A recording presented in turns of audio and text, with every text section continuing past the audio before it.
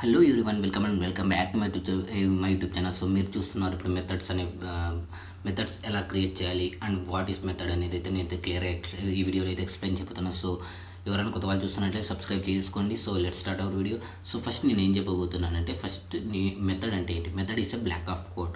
So method is a black of code and it performs and actions అనమాట. మనకి actions perform చేయడానికి మనమైతే method అయితే యూస్ చేస్తామన్నమాట. సో వేరియబుల్ అంటే ఏంటో నేను ఇంతకుముందు క్లాస్లో చెప్పాను. వేరియబుల్ అంటే ఏంటంటే to store the values, it is a container to store the sum values. Method అనేది టు పర్ఫామ్ ద యాక్షన్స్ అనమాట. సో ఇప్పుడు నేనైతే మెథడ్ అనేది ఎలా క్రియేట్ చేయాలి అండ్ ఎలా యూస్ చేయాలి అనేది అయితే ఈ వీడియో క్లియర్గా ఎక్స్ప్లెయిన్ చేస్తాను. సో నేనైతే ఫస్ట్ అయితే క్లాస్ మెథడ్ అనేది అయితే తీసుకున్నాను.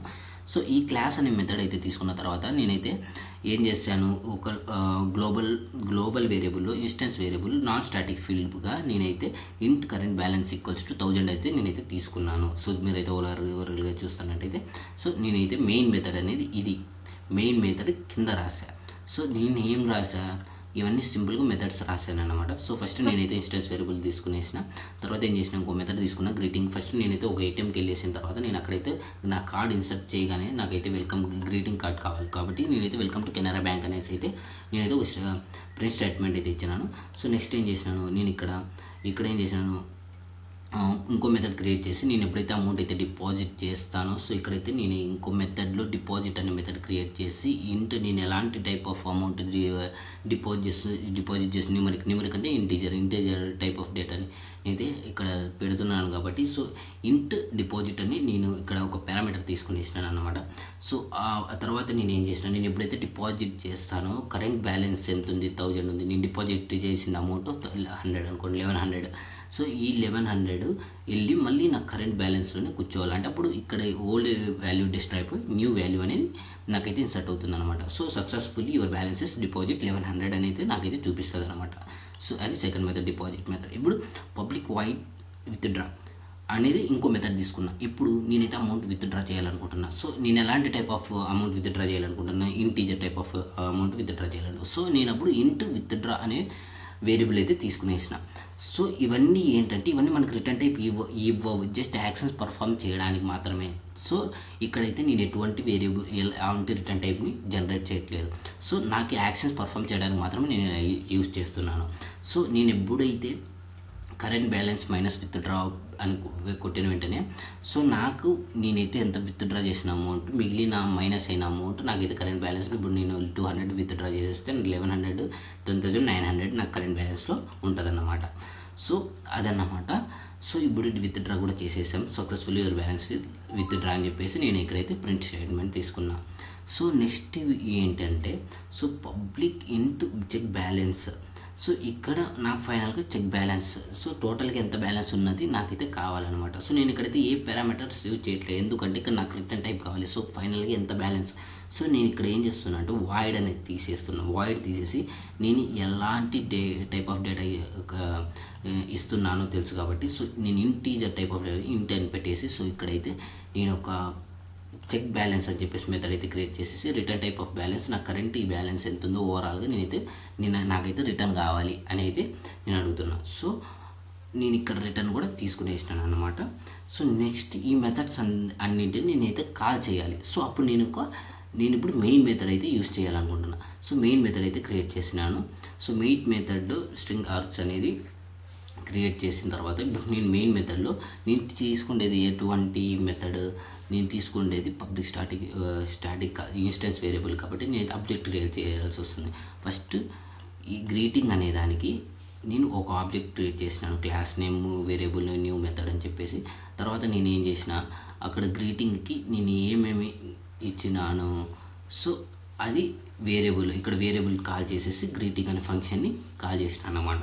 అప్పుడు నాకేం ప్రింట్ అవుతుంది, ఇక్కడ వెల్కమ్ టు కెనరా బ్యాంక్ అనేది అయితే ప్రింట్ అవుతుంది. సో అదేవిధంగా కరెంట్ తర్వాత సిస్టమ్ డాట్ అవుట్ డాట్ ప్రింట్ఎల్ అని ఇచ్చాను కదా. సో ఈ కరెంట్ బ్యాలెన్స్ ప్రింట్ అయిన వెంటనే ఈ స్టేట్మెంట్ కరెంట్ బ్యాలెన్స్ అని వచ్చేసి, సో నేను ఈ వేరియబుల్ని కాల్ చేసిన వెంటనే ఈ వేరియబుల్లో ఉన్న కరెంట్ బ్యాలెన్స్ మొత్తం నాకైతే ప్రజెంట్ ప్రింట్ అవుతుంది అన్నమాట. నేను ఎప్పుడైతే అమౌంట్ అడుగుతానో, సో నెక్స్ట్ ఏం జరుగుతుందంటే, నెక్స్ట్ పర్ఫార్మెన్స్ ఏం జరుగుతుందంటే, నేను ఇంకో మెథడ్ నేను ఇప్పుడైతే డిపాజిట్ వేరియబుల్ అయితే క్రియేట్ చేసినాను. ఏమని మెథడ్ ఎంఈ అనే వేరియబుల్ క్రియేట్ చేసేసి, సో ఇప్పుడు న్యూ మెథడ్ అని క్రియేట్ చేసి ఈ వేరియబుల్ని ఇక్కడ కాల్ చేసి ఇప్పుడు డిపాజిట్ అనే ఫంక్షన్లో నేను ఏం పెడుతున్నాను, 1000 రూపీస్ నేను ఇన్సర్ట్ చేస్తున్నాను, నేను డిపాజిట్ చేస్తున్నాను 1000 రూపీస్. సో అప్పుడు ఏమవుతుంది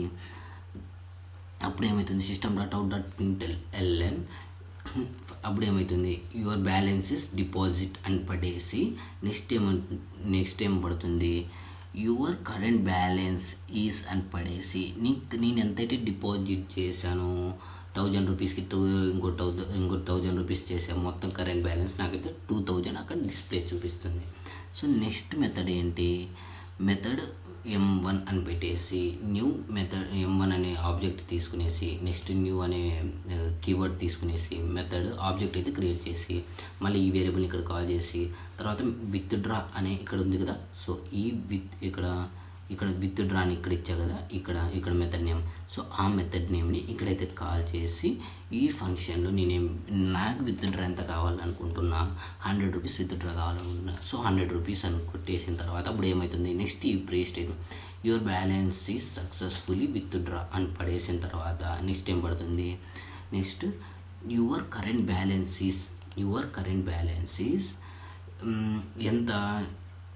ఎంతైతే విత్డ్రా చేశా నేను ఇక్కడ ఏమన్నా ఆబ్జెక్ట్లో ఈ ఆబ్జెక్ట్లో 100 రూపీస్ ఉంటుంది. ఇప్పుడు ఈ ఆబ్జెక్ట్లో 100 రూపీస్ విత్డ్రా చేసిన తర్వాత మిగిలిన అమౌంట్ ఎంత ఉంటుంది అనేది 1900 అనేది కరెంట్ బ్యాలెన్స్ అనేది చూపిస్తుంది అనమాట. సో నెక్స్ట్ ఏమవుతుంది, నెక్స్ట్ మెథడ్ ఏం చేస్తుంది, మెథడ్ M2 న్యూ మెథడ్ అని కాల్ చేసిన తర్వాత నాకు టోటల్గా ఈ ఆబ్జెక్ట్ని కాల్ చేసి చెక్ బ్యాలెన్స్ అన్నప్పుడు ఏమవుతుంది, నాకు ఓవరాల్గా ఎంత బ్యాలెన్స్ ఉన్నది అన్నది చూపిస్తుంది. సో ఈ ఫంక్షన్ ఉన్నా లేకపోయినా సేమ్ అనమాట. సో లాస్ట్ మళ్ళీ system.out.println అని పెట్టేసిన తర్వాత కరెంట్ బ్యాలెన్స్ సేమ్ అమౌంట్ అయితే ఇక్కడ ఎంత 1900 డిస్ప్లే అయితే ఇక్కడ 1900 డిస్ప్లే అవుతుంది అనమాట. సో ఓవరాల్గా మెథడ్ని మనం ఇలా క్రియేట్ చేసి ఇలా కాల్ చేస్తాం అన్నమాట. సో ఇప్పుడు రన్ చేసి చూపిస్తాను చూడండి, మీకు అవుట్పుట్ అదే విధంగా వస్తుంది.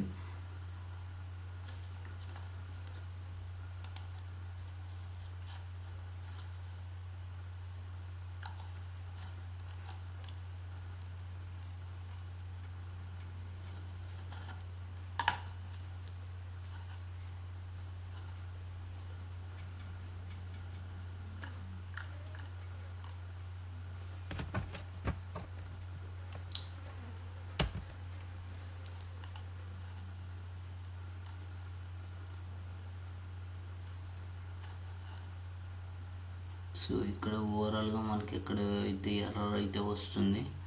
సో ఒక్క నిమిషం,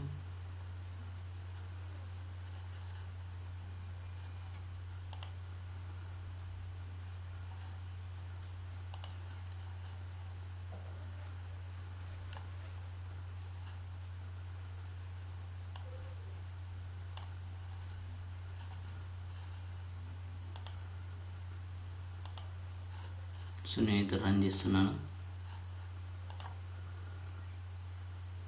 సో రన్ చేస్తే సో నాకైతే చూసారు కదా, నేను చెప్పినట్లే అమౌంట్ అయితే వచ్చిందనమాట. So welcome to Canara bank తర్వాత నేను amount your current balance is 1000 అయితే వచ్చింది కదా.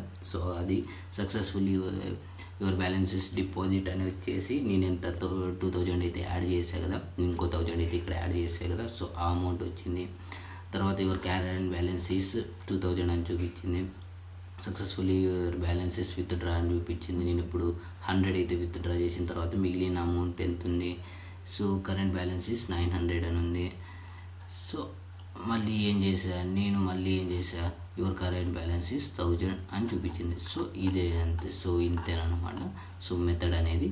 So thank you all, see you next video. So next వీడియోలో మనం ప్రింట్ స్టేట్మెంట్స్ అంటే ఏంటో చూద్దాము, లేకపోతే ఆపరేటర్స్ అనేది చూద్దాము.